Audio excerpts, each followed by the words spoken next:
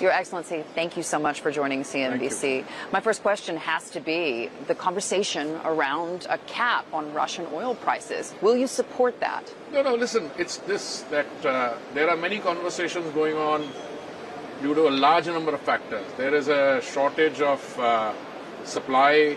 The demand is higher than the supply.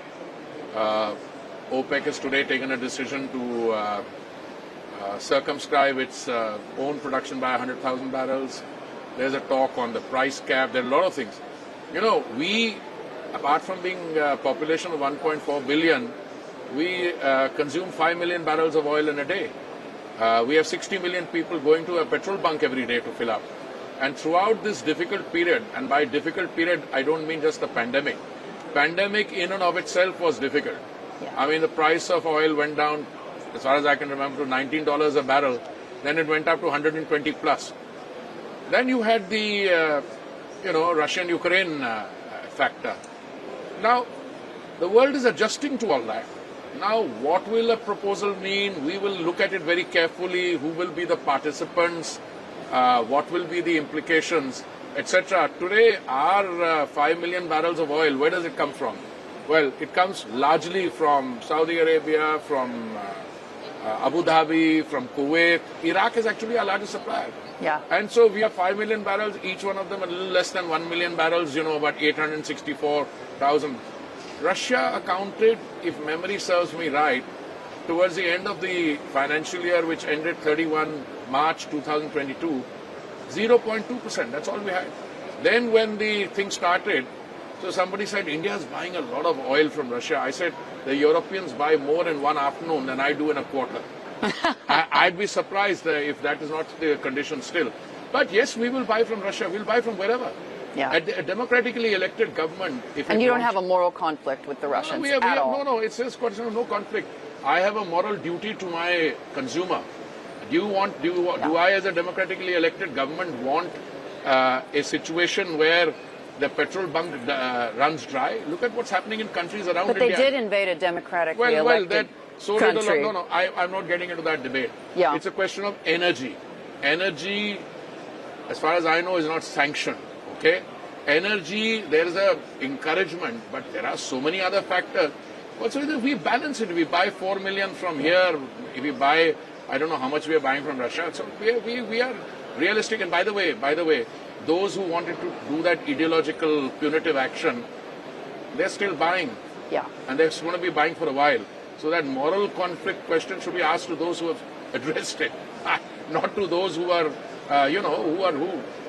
what would happen if and you're talking about Europe there. No, I'm talking about, you know what we are talking about. But there are countries around the world where you can't get energy for the love of money. Yeah. We have extended about $4 billion of assistance to Sri Lanka. Yes. Much of it in the energy sector. So these are energy, you have to be hard-headed and realistic. Yes. And do what is doable. Yeah. So, who's irresponsible here? Is it the Russian president for invading Ukraine, or is it the West responding? This is a discussion. I was a diplomat for 39 years. I can get you into a discussion and we could talk for hours on, who's responsible, use of force. It's happened earlier. We were on the Security Council. But there's a responsibility to the energy markets. I was on the Security Council, presiding over the UN Security Council when Resolution 1973 was passed on Libya. And I was warning then, don't use force, even though it was with Security Council sanction. See what's happening in Libya today. Then in Syria, there was no authorization. See what's happening. Look, energy today is the lifeline of economies. We have to be absolutely, there are considerations of propriety, there are other considerations. But we are today in a situation where our real duty is to our consumers. And if a large country like India, if we were to not be able to navigate through this crisis, I think it would be, for the next 2 decades, 25% of the global demand increase is going to come from India. And India today, 5 million barrels of consumption of crude oil, I see that going up to 6, 7, 9, etc.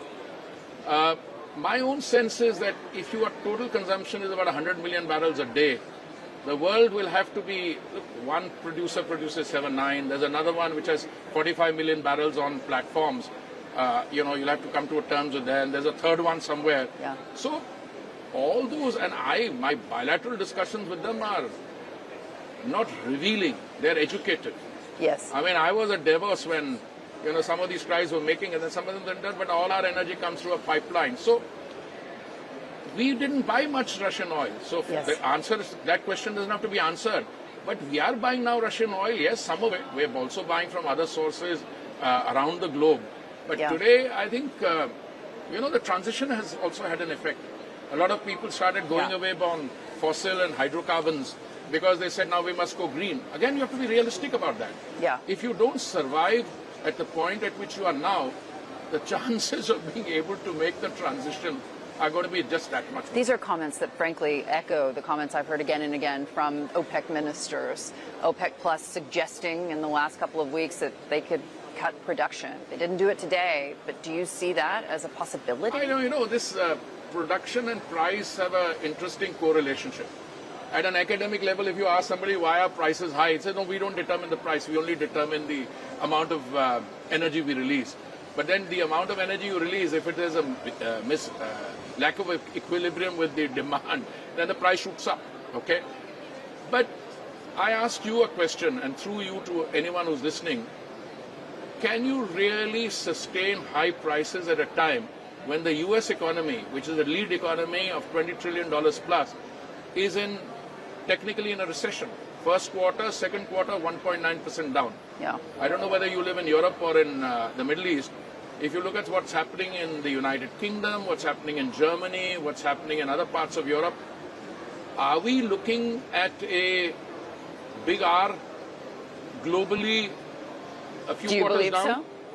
I'm worried. Yes, absolutely. Yeah. But so my job, my Prime Minister's job is the duty to his country is to make sure that India is insulated from it. Yeah. Because, first of all, high oil prices are just not compatible with the situation. No. You asked where I live. I live in the real world, and my question is, do you believe that OPEC Plus are playing fast and loose with the energy markets? I would not use a respectable forum like this.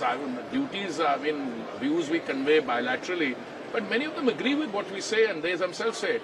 You see, it's in many ways a dilemma. Yes. You have a resource. You have to make a determination over what period of time you release that to maximize your earnings. You are acutely conscious of the fact. Today, you're not dealing with one crisis. You're dealing with multiple crises. These are food, fertilizer, and fuel.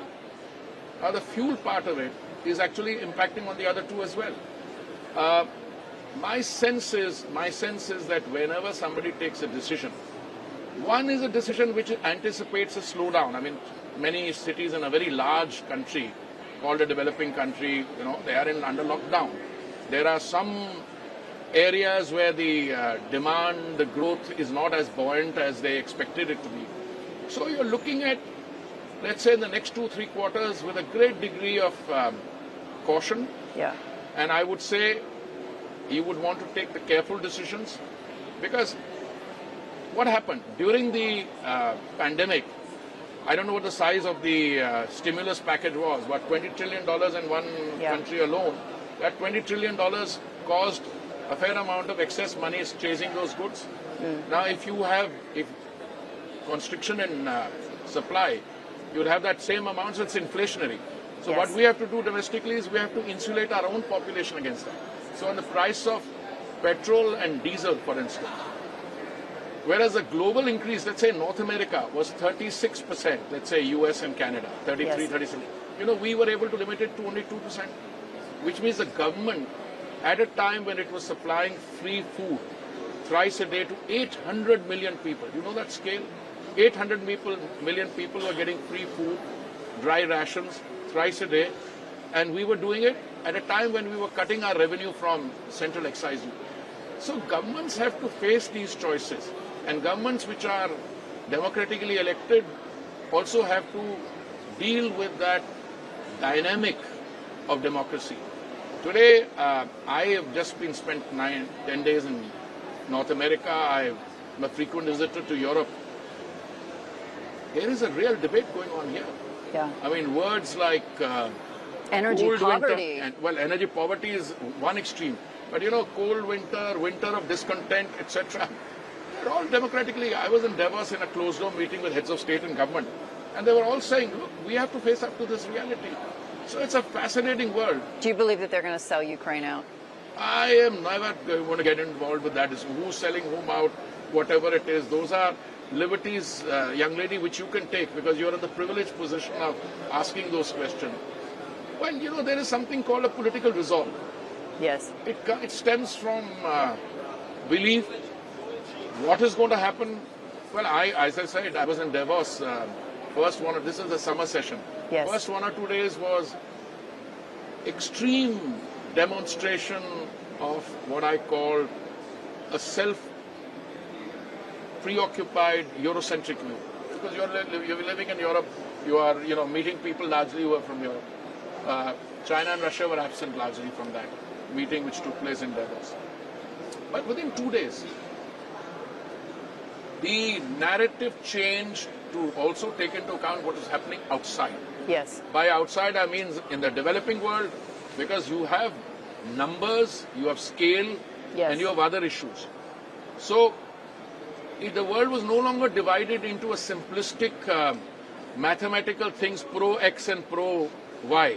Yes. It's not that. It's I was there as well, and you're absolutely correct. Absolutely. This was the question that I was asking, that the world condemned me for asking, which was, no, at not what condemn point... you. I think you're asking a very relevant question. If I had not spent 39 years in the world of diplomacy, I may have even succumbed to answering that question in a way which you could have played for the next 6-8 hours in terms of, quarter minister off on the wrong foot kind of, But do you think that we are in some real danger of getting this wrong? And when I say that, there are so many different elements. There's going to be an emergency meeting tomorrow of EU ministers in Brussels. They're talking about the electricity situation. We're talking about energy poverty. We're now talking about Russian sanctions coming on in December, the idea of a price cap. Is there a way to roll this back, is what I'm saying? There's one thing I would do. I would be, not only because of the profession I spent bulk of, I've been a minister for 5 years. I'm an energy minister only for petroleum and natural only for a year, but I've been a member of the Council of Ministers for 5 years. One has to be very difficult with what one says. True. Because, let us say, put yourself in the situation of, if you're a European country, you have an assured point-to-point pipeline, and you have energy coming in. Let's say, and they said it even then. I mean, I heard what was said in Davos in a closed room. They said, we would like to, at a political level, be part of the narrative, but we have a real problem. What do? We have to source alternate. Today in the opening session, which I had a privilege of participating in, one of the speakers saying, well, we're trying to locate alternate sourcing of gas from countries X, Y, Z, different parts of the globe. All that will happen. The global markets will adjust. People will come to terms. But do challenges like this lend themselves to knee-jerk solutions which are not fully thought through? I don't think it happens like that. There will be talk, there will be adjustment. I am not in a position to comment on whether the world of energy will go into a compromise or will go into a sledgehammer solution. I don't know. I mean, all I can tell you is I know a little bit about my country, which I have the privilege of representing, and we will do whatever it takes to make sure that our citizens are not put through what's happening in countries around India. And buy Russian oil at any price? No, Russian oil we're not buying. That's the other thing. See, I'll tell you, we ended 31 March of the financial year, 31 March 2022. You know how much Russian oil we bought? 0.2%.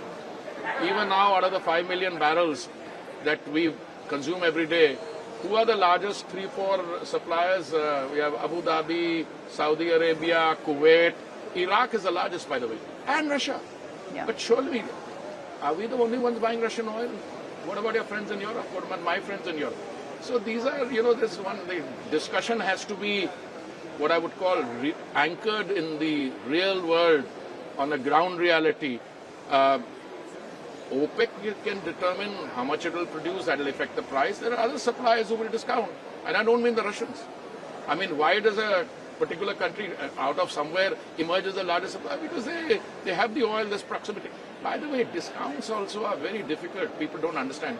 If you have to get it from a Baltic port where they have to use an icebreaker to navigate the way through, do you know what the so you even carrying question, by costs the are? way, price cap's ability to impact. Price cap will depend on if you know the real world, and many people sitting around here who know the real world.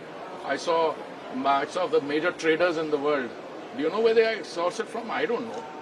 Who all will join? Let's find out. We'll be very happy to examine that. And we're a responsible country anchored in the rule of law all over. Even when the use of force was taken place during the Arab Spring.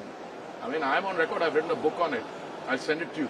Saying that please be very careful about what you are unleashing. Countries can get unraveled. So, and those consequences are still being felt.